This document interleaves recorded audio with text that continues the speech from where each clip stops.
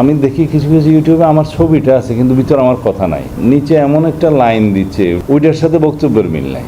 তো এইভাবে দিয়ে একটা নেশনকে নিয়ে যেন তারা খেলা করছে। কক্সবাজারে একটা অনুষ্ঠান ছিল যে কোনো একটা দলের, তো ওখানে আমাকে কষে গালিগালাজ করেছে, সেটা একটু মানুষের মধ্যে প্রতিক্রিয়া হয়েছে, তারা প্রতিরোধ করতে চেয়েছে। এইগুলো কীভাবে সামলায়, উদ্দেশ্য বিভিন্ন রকমের আমরা বুঝতে পারি, কিন্তু এরপরে আমার এলাকা দিয়ে ক্রস করার কথা ছিল, সেখানে কোনো রকমে শান্তিপূর্ণভাবে যাতে ক্রস করা যায় সেই ব্যবস্থা এখানে বসে বসেই করতে হয়েছে। তারপরে এখন ঢাকাতে যে অনুষ্ঠান চলছে সেটা ফলো আপ এবং করা, বলছে কেন আমাদের কেউ যায়নি, তা আমাদের দাওয়াতই দেয়নি, যাবে কিভাবে? আর দাওয়াত দিলেই যে যেতে পারতো এমনও তো না। মিস ইনফরমেশনকে ক্ষমা করা যায়, কিন্তু ডিসইনফরমেশনকে ক্ষমা করা যায়। এই ডিসইনফরমেশন স্প্রেড আউট করছে, যে এই রিউমারের শিকার আমি খোদ নিজেও একজন। আমি শুনি আর কি, এগুলো আমার ওই যে বললাম আমি এত ডিজিটাল নাই দেখতে পাই না। তো এখন যারা গণ অভ্যুত্থানের শক্তিকে যারা পলিউটেড করে বা গণ অভ্যুত্থানের শক্তিকে অপমানিত করে যারা বাংলাদেশে বিভিন্ন রকমের অপপ্রচারণা চলছে, সেটার এন্ড রেজাল্ট কি?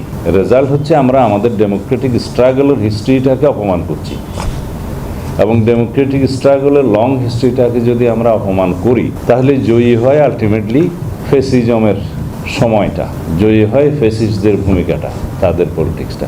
সেটা তো আমাদের জাতিতে কেউ চায় বলে আমার মনে হয় না। আর যারা চায় তারা নিশ্চয়ই গোপালগঞ্জে আছে, তো এটা দেখিয়ে দিয়েছে আর কি। এনিওয়ে, আর যারা আছে তারা দিল্লিতেও আছে, বিভিন্ন জায়গায় আছে। তো এখন আমাদের যারা এই সমস্ত কন্টেন্ট রেডি করে বানায়, তাদের মধ্যে তাদেরকে কি অ্যাক্টিভিস্ট বলবো, তো ইউটিউবারও আছে কয়েকজন। এই কন্টেন্ট ক্রিয়েশনটা সব আমি দেখি কিছু কিছু ইউটিউবে আমার ছবিটা আছে কিন্তু ভিতরে আমার কথা নাই। তো মির্জা ফখরুল সাহেব আমার এবং আরও একজন মির্জা সাহেবের ছবি দিয়ে এটা বানাচ্ছে, এটার ছবি, কিন্তু ভিতরে দেখা যায় আমাদের কারোর কোনো কথা নাই, কিন্তু দিচ্ছে। আর নিচে এমন একটা লাইন দিচ্ছে, ওটাকে আপনারা কি বলেন, থাম্বনেইল একটা দিচ্ছে, ওইটার সাথে বক্তব্যের মিল নাই। তো এইভাবে দিয়ে একটা নেশনকে নিয়ে যেন তারা খেলা করছে। আর আমাদের একটা ইনফরমেশন আছে, তাদের যে সাবস্ক্রাইবার তারা কারা, তারা একটা ক্লাস, তারা একটা ওই রকম শ্রেণী, এবং তারা সব সময় ওই একজন এখানে আপনাদের বক্তা বললেন যে তারা যা বলবে তা তারা শুনবে, তা তারা বিশ্বাস করবে। আর আপনি বোধহয় বলেছেন যে এক সময় ধারণা করা হতো যা প্রিন্টেড হয়েছে এটাই সত্য, মানে তুমি যাহা লিখিবে তাহাই সত্য, এরকম যেন একটা আর কি রামায়ণের মতো। তো অনেকটা এরকম আমাদের যেমন ছিল যে এই পত্রিকায় প্রকাশিত হয়েছে এটা, তার মানে এটা সত্য না হয়ে যায় কোথায়। তা এখন হচ্ছে ভিডিওর জামানা, তো ভিডিওটা এমনভাবে কন্টেন্ট করে ক্রিয়েট করে, অ্যাকচুয়াল ভিডিও করে না, তখন দেখা যায় যে ভিডিওতে যাহা দিয়েছে ভিডিও দেখো নাই মানে ওইটা সত্য।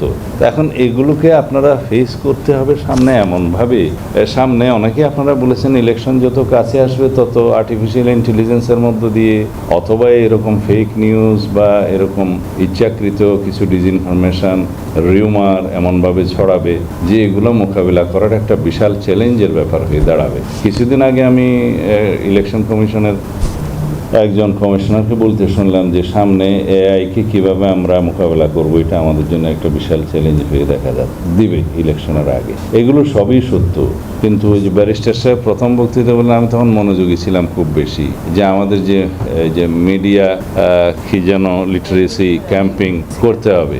তো মিডিয়া লিটারেসি ক্যাম্পিংটা ইম্পর্টেন্ট হলেও এইটার জন্য আমাদের তেমন কোনো ফ্রেমওয়ার্ক বোধহয় বাংলাদেশে হয় নাই, কারণ এটা তো are not based on the legal structure. এটা হইতে হবে এরকম থিঙ্ক ট্যাঙ্ক অর্গানাইজেশনগুলোকেই এই ইনিশিয়েটিভগুলো নিতে হবে এই ক্যাম্পিংয়ের জন্য, এবং সেটা উদ্দেশ্য ভালো, কাজটা কঠিন, এবং সেটা কত লোককে আপনারা পৌঁছাতে পারবেন সেটা আরও কঠিন, এবং সেই টার্গেট গ্রুপ কারা হবে, কাদেরকে দিয়ে আপনারা এই মোটিভেশন ওয়ার্ক করবেন, লিটারেসি ওয়ার্ক করবেন, এটা অনেকটা বলতে গেলে একটা বিশাল ইউনিভার্সিটি টাইপ কারবার হবে আর কি। যদি করতে পারে তাহলে এটা একটা পার্মানেন্ট স্ট্রাকচারের উপর দাঁড়াবে, যে মিডিয়া লিটারেসি ক্যাম্পিংয়ের জন্য এই অর্গানাইজেশনগুলো দায়িত্বপ্রাপ্ত হলো এইভাবে করবে, এবং তারা এইভাবে আইডিয়া ডিসেমিনেট করবে, লিটারেট করবে, তারপরে মানুষ নিজেরা ফ্যাক্ট মানে চেকিংটা করতে পারবে, তারা আবার সেটা রিপ্লাই দিবে ইত্যাদি। কাজটা অনেক দূরের, বাট ইনিশিয়েট হওয়া